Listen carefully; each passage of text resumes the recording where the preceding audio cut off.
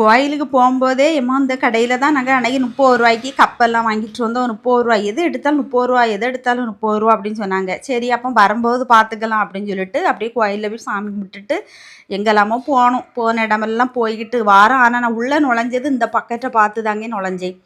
செடி வைக்க பக்கெட் வந்து 100 ரூபாய்க்கு 4 பீஸு கொடுத்தாங்க. எங்கள் மண்டக்காட்டில் நான் அங்கேருந்தே வாங்கி சமக்காண்டா, அப்போ இங்கே வாங்கிக்கலான்னு சொல்லிட்டு நானும் உள்ளே வந்துட்டேன். இங்கே வந்து பார்த்தா அது செடி வைக்க தொட்டி வந்து சின்ன தொட்டியாக இருக்குது.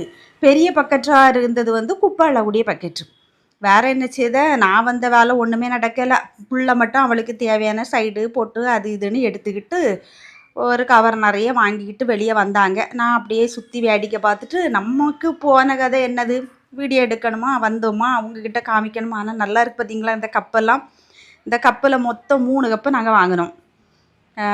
நீங்களே பார்த்துருப்பீங்க, காப்பி குடிக்கும்போது தெரிஞ்சிருக்கும். நம்ம வீடியோலாம் ஒழுங்காக பார்த்துருந்தீங்கன்னா. ஆனால் எது எடுத்தாலும் 30 ரூபா. அந்த கடை வந்து இன்றைக்கி ஒரு நாள் தான் இருக்குது, இன்றைக்கி ஒரு நாள் தான் இருக்குது அப்படின்னு தான் அங்கே மைக்கில் அனௌன்ஸ் பண்ணிக்கிட்டே இருந்தாங்க. அது அந்த ரெக்கார்டு போட்ட ரேடியோ செட்டு கணக்கு என்னதோ ஒன்று வச்சுருந்தாங்க. அது ரிப்பீட் சொல்லிக்கிட்டே இருந்துச்சு. ஓகே, நீங்களும் மண்டக்காட்டுக்கு போகிற வழியில் தான் இது இருக்குது பார்த்துக்கங்க. உங்களுக்கு யூஸ்ஃபுல்லாக இருக்கும்னு நினைக்கிறேன். ஆனால் இன்றைக்கெல்லாம் கடை இருக்கும். அவனுங்க அப்படி தான் சொல்லுவாங்க, வியாபாரத்துக்காக இன்றைக்கி ஒரு நாள் அப்படின்னு சொல்லுவாங்க. கண்டிப்பாக 2-3 நாள் வச்சுருப்பாங்க. ஆனால் ரேட்டெல்லாம் வந்து பரவாயில்லை எல்லாமே.